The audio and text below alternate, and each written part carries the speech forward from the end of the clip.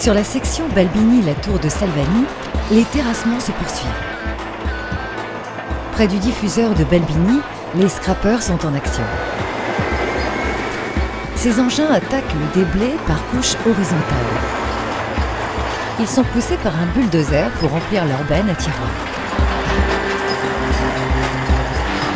Rapides dans leur chargement et leur déchargement, ils sont parfaitement adaptés au déplacement de gros volumes.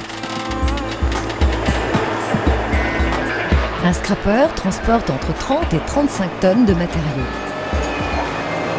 Une fois arrivé sur le remblai, le contenu de la benne est déposé en strate horizontale.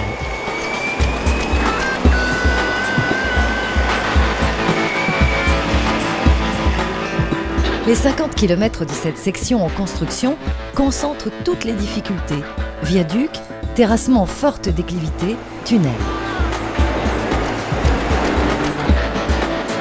Pour faire découvrir ces imposants travaux autoroutiers, ASF propose au public de passer 3 heures au cœur du chantier.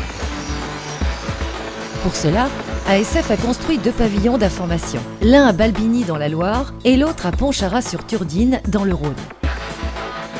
Réalisé en partenariat avec les offices de tourisme de l'Arbrel, Tarare et Panissière, les visites animées par ASF démarrent dans les pavillons et se poursuivent en bus sur le terrain. Après, on ira voir le viaduc du Pont-Marteau et ensuite on rentrera par là.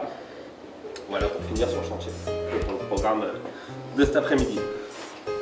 Donc, le tunnel de Violet, l'ouvrage majeur de la section, c'est un tunnel de 4 km. Panneaux, survol virtuel de la future autoroute, tables interactives et films d'information sont à la disposition des visiteurs pour mieux découvrir l'univers de ce chantier autoroutier.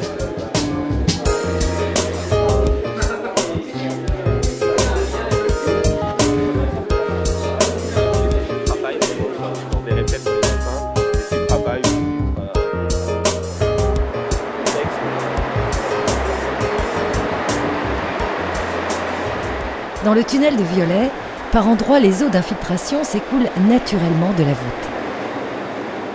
L'eau est un élément avec lequel il faut composer, car au fur et à mesure du creusement, de nouvelles poches d'eau prisonnières de la roche se déchargent dans la galerie.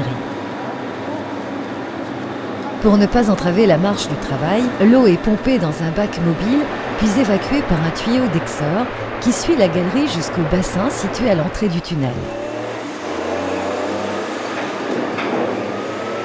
Comme cette eau est chargée de matières en suspension, elle est ensuite acheminée vers 2 stations de traitement construites à chaque tête du tunnel.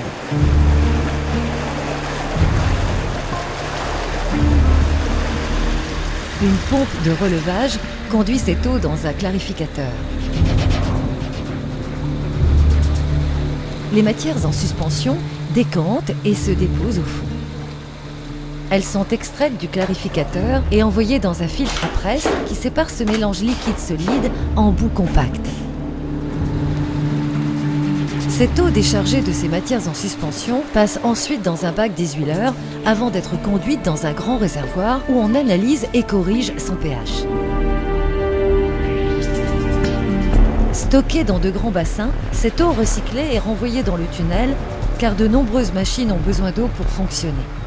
Le surplus, qui représente une petite partie, est rejeté dans le ruisseau par une canalisation de plus de 4 km avec un débit très faible pour ne pas perturber l'équilibre du ruisseau.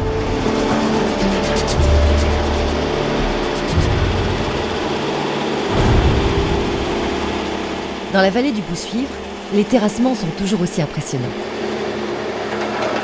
Au total, près d'1 million de mètres cubes par kilomètre seront déplacés pour réaliser les 2 voies décalées de cette autoroute.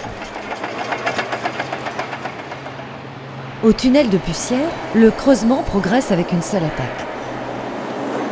Dans le tube sud, on purge la voûte avant le bétonnage.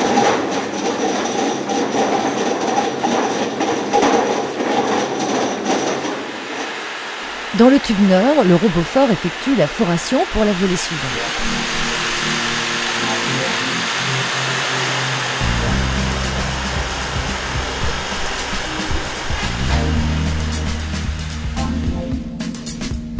Entre la tête est du tunnel de Bussière et la tête ouest du tunnel de Chalossé, les terrassements commencent à dessiner le tracé de la plateforme autoroutière.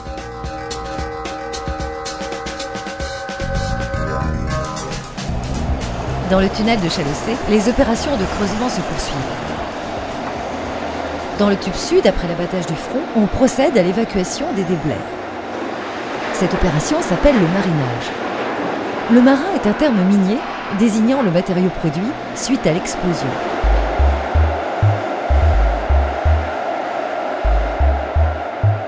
Au viaduc de Goutte-Vignoles, les premières piles sont terminées et attendent de recevoir la charpente métallique du tablier. À proximité, on assemble et on soude les poutres de cette charpente sur une plateforme d'où se fera le lancement.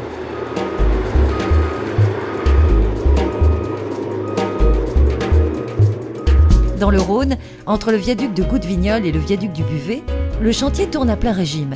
Plus de 200 personnes s'activent sur les terrassements et les ouvrages d'art. Au viaduc de la Brévenne, qui enjambera la rivière du même nom et la voie ferrée, on installe le ferraillage d'une des piles. Cet ouvrage mixte sera constitué de 2 tabliers à 3 voies.